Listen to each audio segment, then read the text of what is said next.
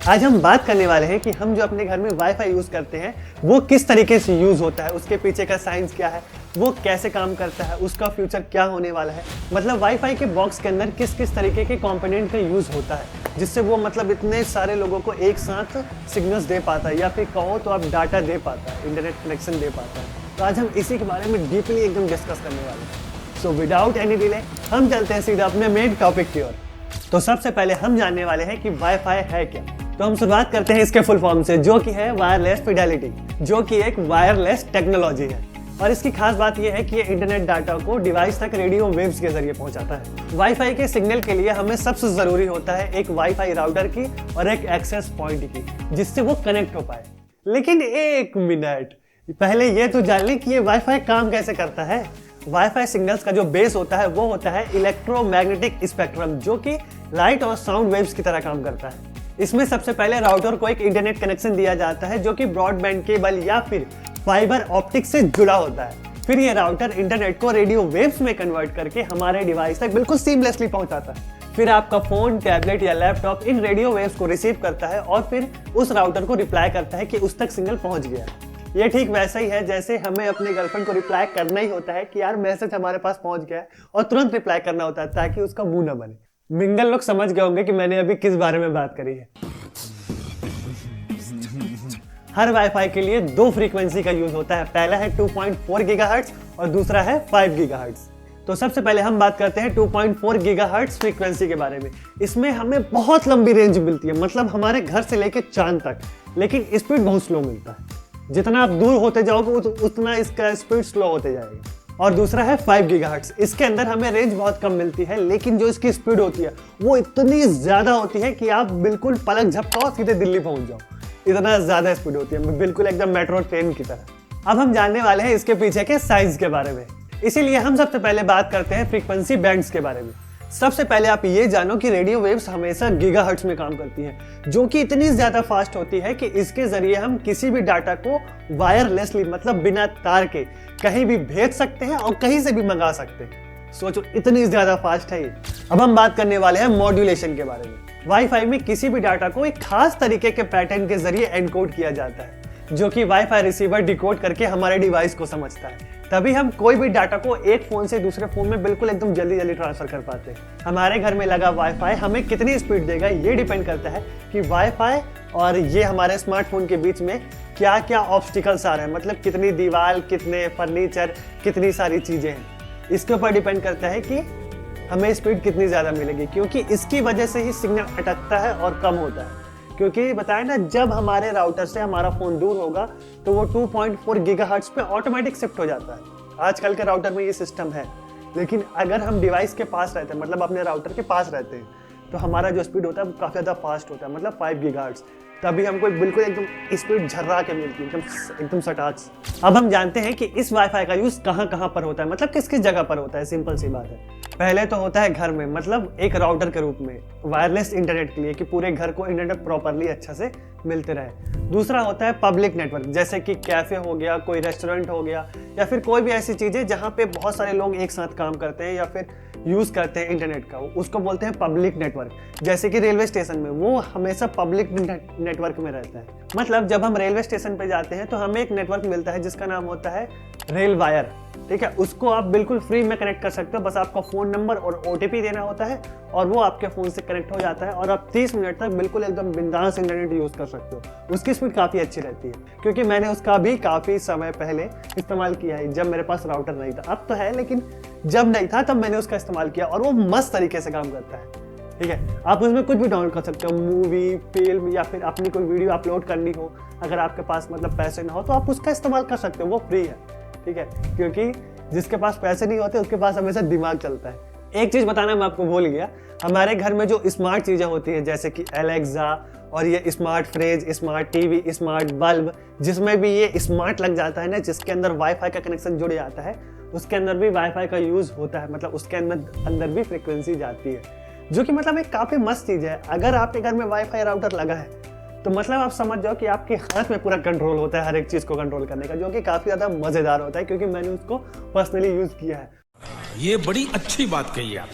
और आजकल के कैमराज में भी इसका यूज होने लगा है। कैमरा में मेरी जो वीडियो शूट हो रही है ना, ये वाईफाई के जरिए चल रहा है और इसका जो स्क्रीन है वो ये है। मतलब अगर मैं यहाँ कुछ बोल रहा हूँ तो वो जो पिक्चर है वो यहाँ पे रिकॉर्ड हो रही है, ठीक है। मतलब ये फोन है लेकिन ये वायरलेसली कनेक्ट है, मतलब एक ही राउटर से दो चीजें कनेक्ट है, जिसकी वजह से हम अच्छे तरीके से सीमलेसली मतलब मैं अपने आप को देख पा रहा हूँ। अब हम जानने वाले हैं कि वाईफाई को यूज करते समय हमें किन किन चैलेंजेस का यूज करना पड़ सकता है। सॉरी, पड़ सकता है क्या, पड़ता है। आप मुझसे पूछो भाई, कई सारी ऐसी चीजें हैं जो कि वाईफाई के सिग्नल को डिस्टर्ब करती है। कैसे? जो भी इलेक्ट्रॉनिक डिवाइस होते हैं, इलेक्ट्रॉनिक डिवाइस होते हैं, उन सब को यूज करने से ना मतलब वाईफाई के सिग्नल में थोड़ा सा फर्क पड़ता है। जैसे कि ब्लूटूथ हो गया, अब एक ही जगह पे वाईफाई चालू है, साथ में आप ब्लूटूथ भी चालू कर दोगे तो सिग्नल पता है एक तरह से डिस्टर्ब करता है ये, मतलब उसकी स्पीड को थोड़ा सा स्लो कर ही देता है। क्योंकि मैंने पर्सनली काफ़ी यूज़ किया है तो मुझे पता है कि ये चीज़ें इस तरीके से काम करती है, डिस्टर्ब करता ही करता है। ये साला ब्लूटूथ नीला दांत है ही ऐसा, हर एक चीज़ में जाके बिल्कुल एकदम कनेक्ट हो जाता है। अगर आपके घर में लगा वाईफाई राउटर अच्छी क्वालिटी का नहीं है, मतलब उसकी सिक्योरिटी वीक है, तो किसी भी वाईफाई को आसानी से हैक भी किया जा सकता है। हैक करने का मतलब होता है कि आप वाईफाई का इंटरनेट खुद से यूज कर सकते हो बिल्कुल फ्री में, सामने वाले को बिना पता चले उसके पासवर्ड को तोड़ सकते हो।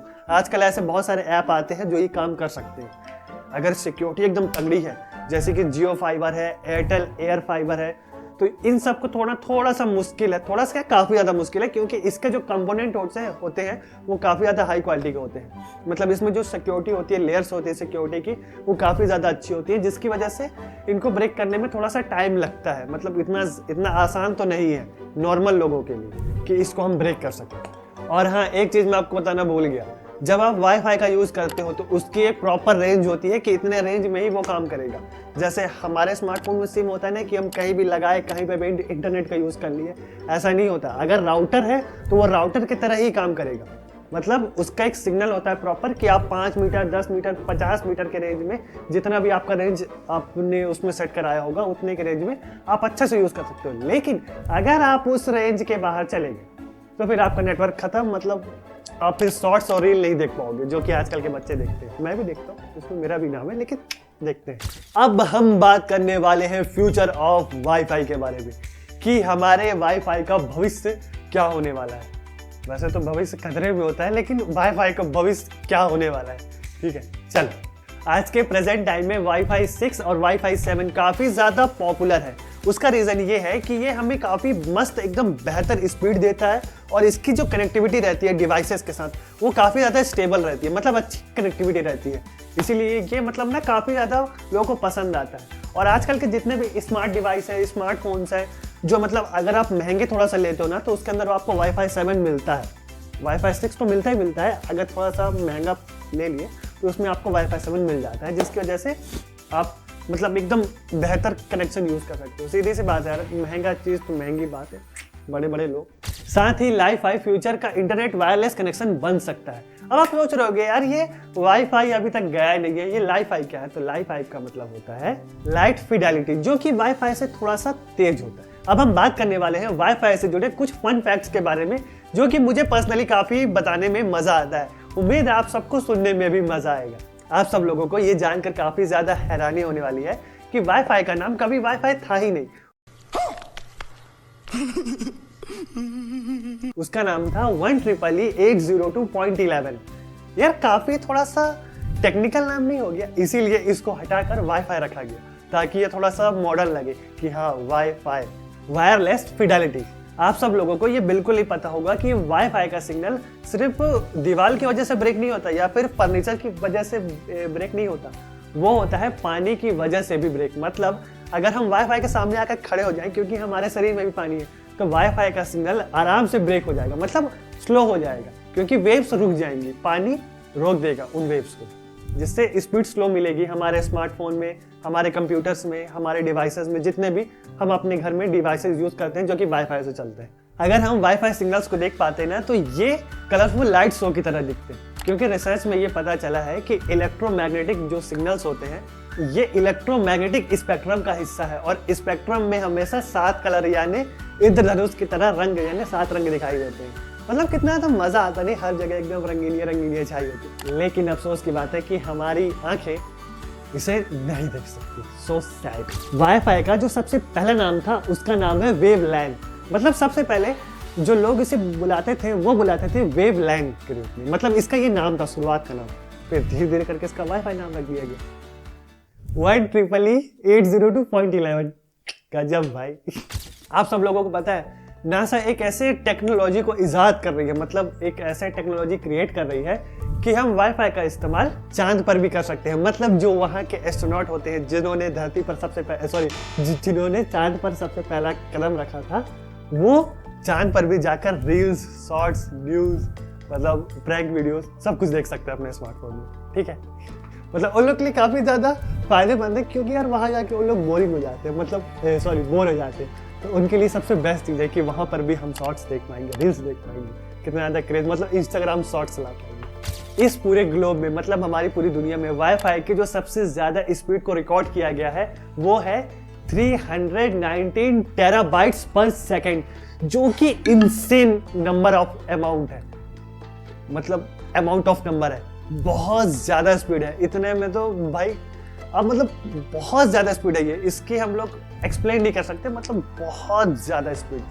आप क्लिक करोगे सटाक से पेज खुलेगा, बिल्कुल बफरिंग का कोई सिस्टम ही नहीं। हमारे यहाँ जीबीपीएस चलता है, वो टेराबाइट पे चलेगा। हमारे घर में जो वाईफाई राउटर होता है जिसका हम लोग यूज़ करते हैं, वो बिल्कुल एक मिनी कंप्यूटर की तरह होता है, जिसके अंदर मदरबोर्ड, प्रोसेसर, रैम सब कुछ होता है, जो कि पूरे नेटवर्क को कंट्रोल करता है, मतलब मैनेज करता है। एक बार साइंटिस्ट ने वाईफाई सिग्नल का यूज़ करके पेजेंट्स के माइग्रेशन को ट्रैक किया था। माइग्रेशन का मतलब होता है जब हम एक जगह से दूसरी जगह पर जाते हैं, ये परमानेंट भी होता है और टेम्परेरी भी होता है। ठीक है, मतलब जाते हैं तो आएंगे ना, उड़ रही थी और वो जहाँ जहाँ जा रही थी वो सब वाईफाई से बिल्कुल एकदम सीमलेसली ट्रैक हो रहा था एक डिवाइस के जरिए, जो कि उस पेज में लगाया गया था। डॉक्टर जॉन ओ सुलिवैन, जिन्होंने वाईफाई को अपनी टीम के साथ मिलकर इन्वेंट किया था, लेकिन उन्हें इसका पेटेंट बेचने की वजह से ज़्यादा प्रॉफिट नहीं हुआ था। मतलब उन्होंने वाईफाई को बनाकर इसका जो पेटेंट है उसको किसी और को बेच दिया था, जो कि मतलब काफ़ी कम दाम में उन्होंने उसे बेचा था, जिसकी वजह से उन्होंने ज़्यादा प्रॉफिट नहीं कमाया। हो सकता है उनको बिजनेस करना ना आता हो, इसलिए ऐसा है। अगर आता तो भाई पैसों में खेलने होते, या फिर उनका कोई विज़न बहुत बड़ा दूर का रहा हो, ये भी हो सकता है। कई बार लोग बात चीज़ों को सस्ते में इसलिए बेच देते हैं क्योंकि वो कुछ और बड़ा सोच रहे होते हैं, मतलब बहुत बड़ा। तो उम्मीद करता हूँ दोस्तों आप सबको ये वाला वीडियो अच्छी तरीके से समझ में आया होगा। इसमें जो मैंने नए नए फैक्ट्स, नई नई चीज़ें वाईफाई के बारे में जितनी भी डिटेल्स आपके साथ शेयर की है, आप सभी को अच्छे से समझ में आया होगा। अगर आपको लगता है कि कोई भी ऐसा चीज़ है जो कि मुझसे छूट गया है, या फिर मैंने कवर नहीं किया है, या फिर आपको समझ नहीं आया, तो सीधा कमेंट डाउन, अगले वीडियो उस टॉपिक पर अच्छे से मैं बिल्कुल डिटेल में घुस के बनाऊंगा, ताकि आपको मज़ा आ जाए देखने में। ठीक है, तो हम मिलेंगे नेक्स्ट वीडियो में नेक्स्ट टॉपिक के साथ। तब तक आपके भाई की तरफ से आप सभी को बाय बाय। और हाँ यार, फैमिली का ध्यान जरूर रखना, मैंने बोलना भूल गया था।